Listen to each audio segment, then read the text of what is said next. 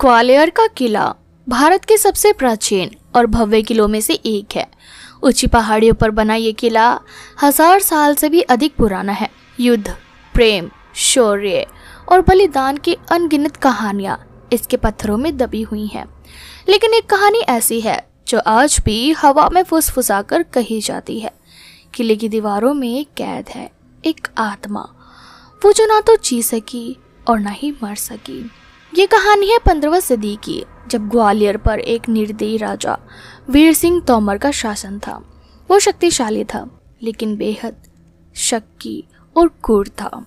उसकी रानी चित्रलेखा सौंदर्य और संगीत की देवी कही जाती थी। उसकी वाणी की ध्वनि सुनकर मोर नाचते और मेघ बरसते थे। लेकिन राजा को संदेह था कि रानी का संबंध महल के एक युवा गायक आर्यमान से है।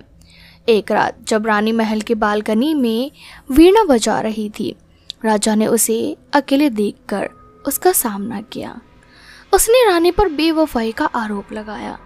चित्रलेखा ने शपथ ली कि वह निर्दोष है, लेकिन राजा ने दोनों को किले के तहखाने में बंद कर दिया, वो भी जिंदा। उस रात महल की दीवारों ने कुछ ऐसा सुना जो कभी भुलाया नहीं गया।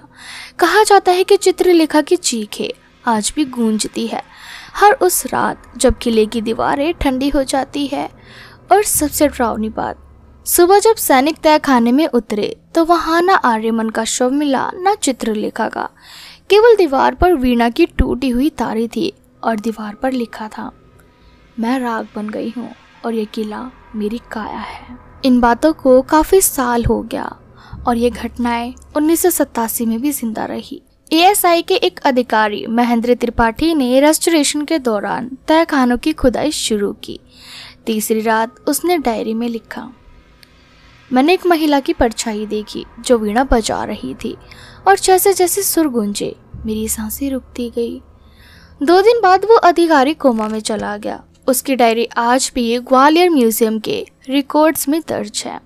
2009 की बात है। एक कॉलेज का एक टूर ग्रुप रात को किले की ऊपरी दीवार के पास रुका। एक लड़की रिया अचानक बेहोश हो गई।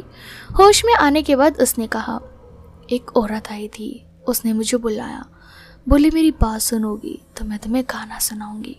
उसके बाद से रिया ने बोलना छोड़ दिया और अब बस एक रात गुनगुनाती है जो किसी भी संगीत पुस्तक में दर्ज नहीं है। कहा जाता है कि किले के उत्तर पश्चिम कोने में एक छोटा सा कक्ष है जहां दीवारों पर आज भी पुराने सुरों की कंपन महसूस की जा सकती है।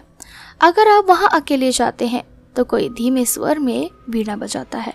कभी कभी कोई आपको नाम लेकर पुकारता है एक स्त्री की आवाज़ में। और अगर आप उत्तर दो तो एक ठंडी हवा आपकी सांसें चुरा लेती है। चित्रलेखा आज भी जीवित है, सुरों में, दीवारों में और रात की हवाओं में। कुछ लोगों का मानना है कि वो आज भी किसी ऐसे की तलाश में है जो उसकी अधूरी रचना को पूरा करे या फिर उसके साथ राग बनकर हमेशा के लिए किले में गुम हो जाए। अगर कभी ग्वालियर किले जाना हो, सूर्य ढलने से पहले लौट आओ। अगर वीणा की धीमी ध्वनि सुनो तो ध्यान ना दो। और अगर कोई कहे मेरे साथ एक सुर बनो तो बस भाग जाओ, क्योंकि हर आत्मा मोक्ष नहीं चाहती। कुछ आत्माएं बस चाहती है कि तुम भी उनके जैसे बन जाओ। तो दोस्तों, ये थी उस राजा की, उस रानी की कहानी जिसको आज तक मुक्ति नहीं मिली। क्या आप इस किले में जाना पसंद करोगे? हमें कमेंट सेक्शन में कमेंट करके ज़रूर बताएं।